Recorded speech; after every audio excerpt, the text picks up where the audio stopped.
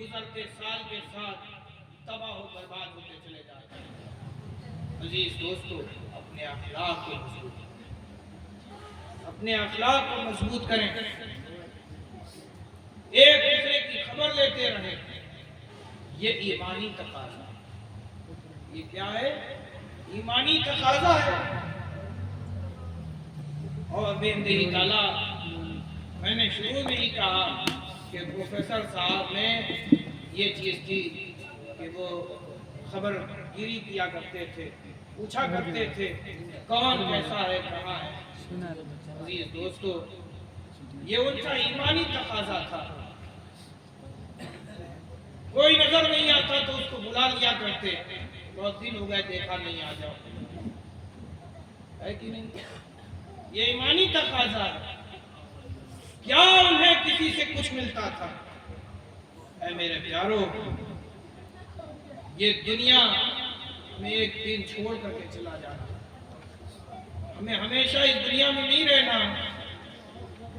کل ہمیں بھی اس دنیا کو چھوڑ کر جانا ہے۔ کوئی اپنے ساتھ زمین جائیداد نہیں لے کے جاتا، روپیہ ٹکا لے کے نہیں جاتا، اپنے ساتھ اپنے اعمال کو لے کر جاتا۔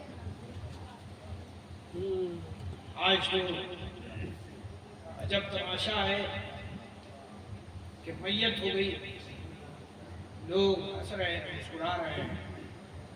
ہم نے تو وہ دن بھی دیکھا ہے کہ کسی کے گھر میں میت ہوتی تو پورا سماج شوق مناتا، جو شریک ہونے آتا وہ اپنی آخرت کو یاد کر رہا ہوتا، ان کی بھی آنکھیں نم ہوتی۔ لیکن آج تو حالات ایسے ہو گئے ہیں کہ بس جلدی چلو، ایک رسول کی طرح ہم ادا کرتے ہیں، اٹھایا جنازہ، لے گئے مٹی میں دفنا کے چلے آئے۔ اے میرے پیارو، آج تو انہیں دفنانے والے ہاتھ موجود ہیں، دفنا رہے ہیں۔ کل اس سے بھی بدتر حالات ہوں گے، ہماری لاش رکھی ہوگی، چیل کوے کھا رہے ہوں گے، لیکن ہمیں کوئی دفنانے والا نہیں ہوگا۔ کیوں؟ کیونکہ ہم نے دوسروں کے ساتھ بھلائی نہیں کی، ہم نے دوسروں کے ساتھ بھلائی نہیں کی۔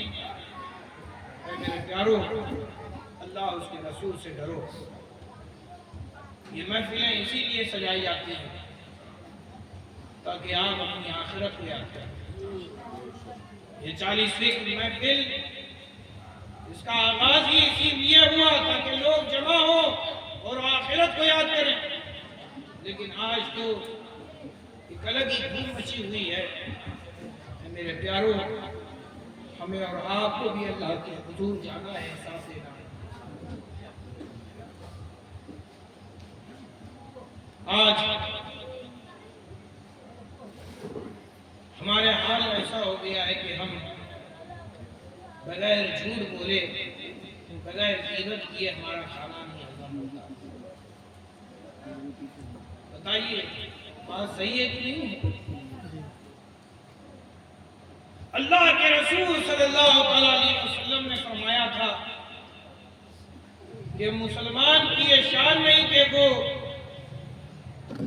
دھوکہ دے، مومنین کی یہ شان نہیں کہ وہ جھوٹ بولے۔ بتائیے، ابھی مفتی صاحب نے کہا نا کہ مٹی کو اپنی حیثیت کو پہچان لینا چاہیے، اپنے مقام کو جان لینا چاہیے۔ تو اگر تم اپنے مقام کو جاننا چاہتے ہو تو رسول کی تعلیمات پر عمل کرنا۔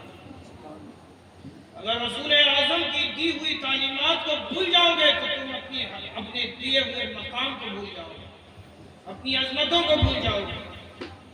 اے میرے پیارو، جب تک ہمارے اسلاف نے رسول کی تعلیم پر اپنی زندگی کو گزارا تو وہ بلند و بالا ہوئے، ان کے مقام کو اللہ نے اتنا بلند کر دیا کہ ہر کس و ناقص انہی کی تعریفیں کرتا ہوا نظر آ رہا۔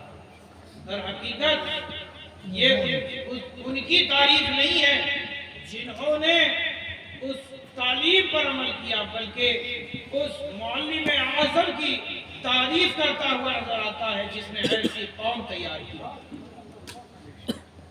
ایسی قوم تیار کی۔ آج ہم صحابہ کی تعریف اسی لیے کرتے ہیں کیونکہ رسول اعظم نے ان کی تربیت کی۔ اے میرے پیارو، ابھی بھی وقت ہے ہوش کی دوا لینا۔ کہیں ایسا نہ ہو کہ ہم اپنی انسانیت بھول جائیں.